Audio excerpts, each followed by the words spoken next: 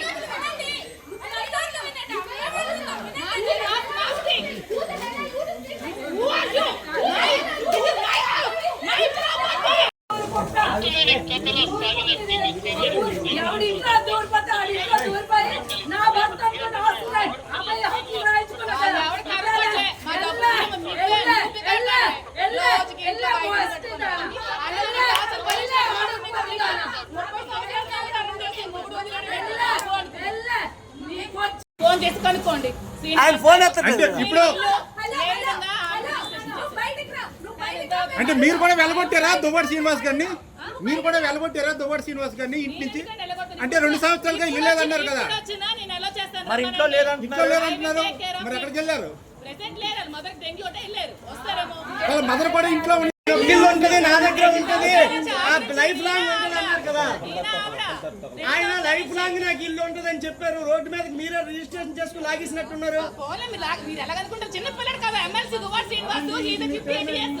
కానీ చిన్నపిల్లడు కాదు లాగేసుకుంటే లాగేయడానికి. 30 సంవత్సరాలు రాజకీయ ప్రస్థానంలో ఉన్నవాడికి చిన్నపిల్లడు కాదు కదా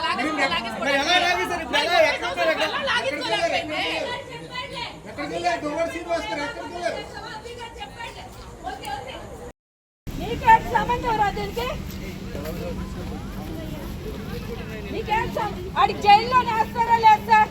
ఫస్ట్ ఆడికి తీసుకొని వెళ్ళండి లోపలికి. ఫస్ట్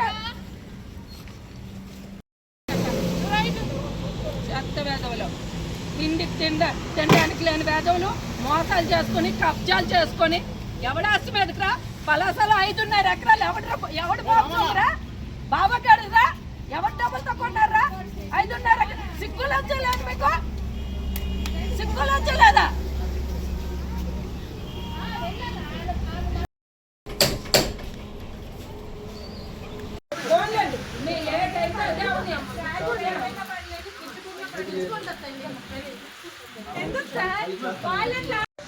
కోర్టు ఆర్డర్ వచ్చిందండి. 5వ తేదీన జడ్జిమెంట్ వచ్చింది, 6వ తేదీన ఆర్డర్ వచ్చింది. ఆర్డర్ వచ్చింది నుండి మేము నేటికి 28 రోజులు ఇంట్లో ఉంటున్నాము. మాకు లోపలికి రానివ్వకన్నా బయట పెట్టారు. ఇప్పుడు ఆర్డర్ స్టేషన్లో సబ్మిట్ చేసాం. నిన్న సబ్మిట్ చేసి నేను సపోర్ట్ అడిగాం పోలీసులకి.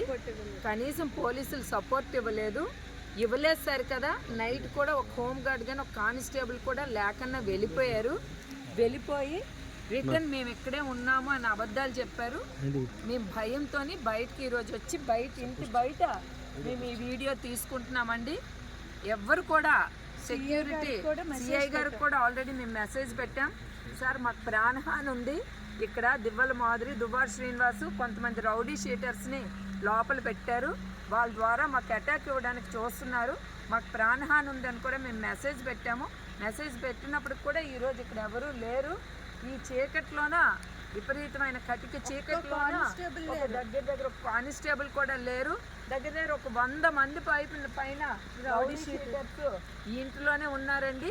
ఇక్కడ మాకు ఆర్డర్స్ వచ్చినప్పటికీ ఎట్లాంటి ప్రొటెక్షన్ ఇవ్వకన్నా ఎవరు కూడా లేకుండా కూడా అలౌ చేయకుండా పోలీసులు కూడా సపోర్ట్ ఇవ్వకన్నా వాళ్ళకే సపోర్ట్ ఇవ్వడం జరిగిందండి. ఈ దయనీయమైన పరిస్థితి కూడా అందరూ కూడా గమనించాలనేది నేను కోరుకుంటున్నానండి. చాలా ఇది ఎంత నోటోరియస్గా వ్యవహరిస్తున్నారంటే ఈ వీడియో చూస్తే తెలుస్తుందండి. ఈ బిల్డింగు, ఇక్కడ పరిస్థితులు, ఇక్కడ మనుషులు చూడండి, దీని మీద ఆ మనుషులు, ఆ రౌడీ షీటర్స్ ఎలాగున్నారు. అందరు కూడా పోలీస్ స్టేబుల్ కానిస్టేబుల్ లేని వీడియో కూడా తీసామండి. ఉంది, వీడియో కూడా తీసామండి. మొత్తం నాకు దీని మీద చాలా దారుణమైన పరిస్థితులు ఇక్కడైతే కనిపిస్తున్నాయి. ఆల్రెడీ పోలీసులకు మేము అడిగితే జస్ట్ కార్లో మేము కూర్చున్నామని చెప్పి ఇక్కడికి వచ్చారు. మళ్ళీ ఇప్పుడు కూడా వాళ్ళు వెళ్ళిపోయారు. ఆల్రెడీ అందరూ చెప్పకుండా వెళ్ళిపోయిన తర్వాత ఇప్పుడు మళ్ళీ వచ్చి మేము అడిగినప్పటికీ మళ్ళీ వెళ్ళిపోయారండి. 1 సెకండ్ ఉన్నారు అంతే. 1 మినిట్. కర్రలు రాడ్లు పట్టుకొని ఆ ఇంట్లోన ఉన్నారు. వాళ్ళకి బయటికి తీయండి అని మేము తెల్లవారి నుండి ఆ రౌడీ షీటర్స్ అందరిని కూడా బయటికి తీయండి అని మేము చెప్తున్నప్పుడు కూడా ఎవరు కూడా పట్టించుకోకుండా అందరూ కూడా చాలా దారుణమైన పరిస్థితుల్లో వాతావరణం ఉందండి. కొద్ది దగ్గరుండి వీడియో తీసి అక్కడ వాతావరణం మొత్తం కటికి చీకటి టోటల్ ఎవ్వరు లేరు అక్కడ. ఓన్లీ ఆ రౌడీ షీటర్సే ఉన్నారు. ఆ మేడ మీద ఆ తలలు కనిపిస్తున్నాయి చూడండి. ఆ రౌడీ షీటర్స్ ఆ దివ్వల మాదిరి ఎంటర్ అయితే మా వస్తువులు, మా డాక్యుమెంట్స్, మా గోల్డ్, మా వెండి సామాన్లు మొత్తం కూడా ఆవిడ ఆక్యుపై చేసి ఆ ఇంట్లో ఈ రోజు ఉంటే కర్రలు రాడ్లు రౌడీ షీటర్స్ పట్టుకొని ఉందండి. మీరు చూడండి ఆ ఇష్యూ దయచేసి ఆ వీడియోస్ అందరూ